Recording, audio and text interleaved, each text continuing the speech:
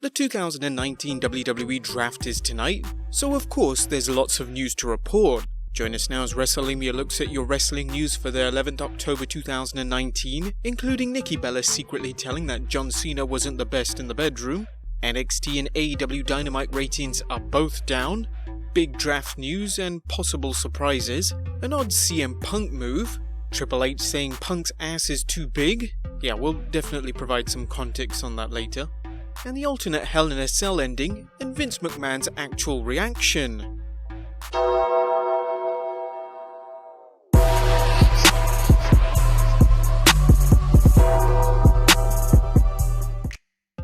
Let's waste no further time and get into the first story, as Nikki Bella secretly tells us that John Cena wasn't the best in the bedroom.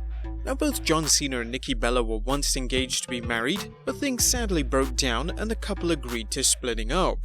The two have moved on since, with John Cena dating Shea Shariedza, apologies if we pronounced that completely wrong, and Nikki Bella currently dating Artem Chigvinestev. Well, speaking to the Sun newspaper, Nikki Bella casually revealed that Artem is the best she's ever had. She mentioned, "Oh, 100%, Bella responds in a podcast, "the best I've ever had. Like the smiles every time. Artem and I have an amazing life. Dancers have this like feminine energy and then when it gets to the bedroom, that's when the man comes out," Bella stated. "And how he works my body, he dances on it." A little bit too much information revealed. Perhaps it was the fact that Cena only adopted as many moves as he does in the ring, a total of 2 including the finisher. Next up, NXT and AEW Dynamite ratings are both down. Let's just get this one out of the way first, as AEW did indeed beat NXT in the ratings for the second week in a row, as Dynamite drew 1.018 million viewers on TNT and a further 122,000 on the True TV simulcast, and NXT in comparison only drew 790,000 on the USA Network. However, Dynamite experienced a considerably lower audience than its debut show, losing around 300,000 viewers from the last week. NXT also lost some viewers, around 100,000 from last week. Dave Meltzer noted on the Wrestling Observer Radio that there were several baseball games that would have affected views. Hopefully both shows won't continue to decline. Next up, some big WWE Draft news and some possible surprises. The first day of the 2019 WWE Draft will be held on SmackDown tonight, and in preparation for it, WWE released a list of rules involved.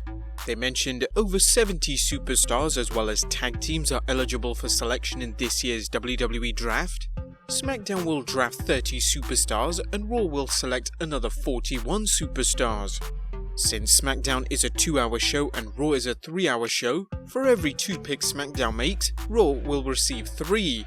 Tag teams will count as 1 pick, unless Fox or USA Network specifically wants to pick only 1 superstar from the team. Any undrafted superstars will immediately be declared free agents and able to sign with the brand of their choosing. WWE also announced a number of celebrities will also help pick the drafts, including WrestleMania 35 celebrities Michael Shea and Colin Jost Saturday Night Live, NFL legend Troy Aikman, MLB legend Alex Rodriguez, actor Christian Slater and many others. That's weird, we would have never associated Christian Slater with the WWE. WWE also released all the wrestlers who will be involved. Now, we won't go through the whole list, but you can pause the video to see who is on there right now. Had a good look? Now, even though they didn't mention it in the rules, not all the superstars will be included in the draft. Those excluded are The Ascension. To be honest, we're surprised that they're still in the WWE, let alone the draft. Matt Hardy, Ember Moon, who apparently has an injury, The Usos, who have yet to return since SummerSlam, Naomi and Mike Kanellis. There's also some rumors of a possible surprise, as Brad Shepard of the Oh You Didn't Know Don't Take This As Fact It's Just a Rumor podcast show also mentioned the possibility of Sheamus in the draft. Sheamus has been on the sideline for some time. However, according to WrestleVotes, draft info is being kept tight-lipped, rightfully so. They are trying to make this a big deal. With that said, I know Heyman has fought for Bray Wyatt and Aleister Black to land on Raw. On the flip side, Fox, not specifically Bischoff, has remained steady for Reigns and Charlotte.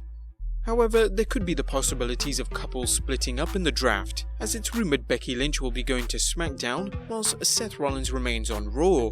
But whatever the case, the Universal Champion and Roman Reigns will be facing off tonight in the ring to determine which brand has the first pick. Next up, an odd CM Punk move. CM Punk has released an odd bit on merchandise over at Pro Wrestling Tees. In fact, he just has the one single item for sale, that being a t-shirt that reads CM Punk Sucks. Interestingly, Punk had more than 20 items of merchandise on the store, but they have all been removed, leaving the single tee. The page also reads, he once crashed the ProWrestlingTees.com website, stopped chanting his name at live events. CM Punk sucks now. Now, either this could mean Punk is trolling the fans once again, or perhaps removing all his merchandise in prep for a move. Pretty sure it could be the first reason though. Triple H says Punk's ass was too big. Now, we all know of the stories backstage that both the straight-edge superstar CM Punk and the cerebral assassin Triple H didn't get along, but weirdly Jim Ross recently spoke on the Grill and JR podcast and told of Triple H taking the real-life heat to the next level when Triple H spoke on Punk having a soft, oversized ass, possibly damaging his reputation further. Who the f*** said his ass is too big? Hunter. Oh my god. It's all about the workout, man, and how he looked in an 8x10 or whatever. He's not going to look the same because he's not the same. And if all you're going to do is put out androids all look alike, then what the hell you got? You got no uniqueness. You got no individuality. So that was the whole deal. I think that the consensus was this guy may not be in great shape because he looks soft. And I'm saying that his softness, as far as his ass was concerned, or his ass issue, which is a non-issue in my view, was basically based on the fact that the perception was he had a oversized soft ass. Silly as it sounds, it's so absurd it doesn't make any sense. And I swear to God, folks, I'm not making this up. But that was the whole deal. And finally, through hell and high water, he plowed through this bullshit and became the star that he is. And really, he had a Hall of Fame level career there. There's no doubt about that. Will he ever be in the Hall of Fame? I wouldn't want to bet on that one. And I'm not so sure he would even accept it if it was offered. What do you think of the low ball comment? And lastly, an alternate Hell in a Cell ending and Vince's reaction has been revealed. Apparently, the ending that occurred on Sunday night at Hell in a Cell was Plan B. In fact, WWE had another option in mind, and it would have made The Fiend look even more indestructible, like even worse than 90s Undertaker when he was impervious to any harm. According to the Wrestling Observer newsletter, another idea featured a more dangerous possible end to the finish of the match. The original idea for the finish was that Wyatt would take a gimmicked bump off the top of the cage and be unable to continue, and the match would be stopped. Then after it was stopped, he would pop up like Undertaker and take Rollins out with a mandible claw. Now, even though the term gimmicked fall is quite insulting to many wrestlers who have actually taken legitimate falls, it has been done in the past with Shane McMahon's Hell in a Cell landing at WrestleMania 32, as WWE inserted an airbag in between the announcer's table to cushion the fall. That's not to say it wasn't dangerous and it didn't hurt like hell, as we're sure it most certainly did. Perhaps it would have been more like when Cactus Jack fell through the cell at No Way Out 2000, where he was embedded into the canvas. However, the end still remains as ludicrous as ever.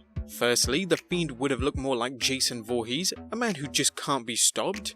And whilst they did that with The Undertaker in the past, he still had certain limitations like not receiving the power from the urn and being incapacitated by various giants.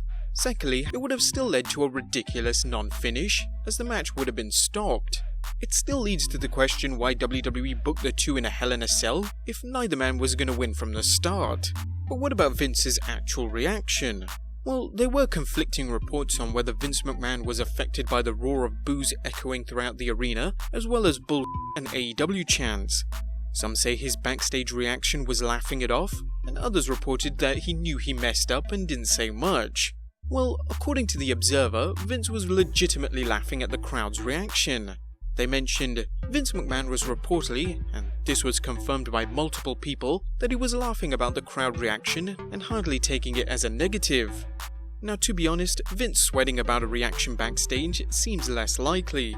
It's definitely more credible that he would have been laughing his ass off at the fans he treats as idiots week in and week out. What do you guys think of this alternate ending? Let us know in the comments down below, subscribe if you haven't already, follow us on Instagram and Twitter, and I'll see you next time with some more wrestling content.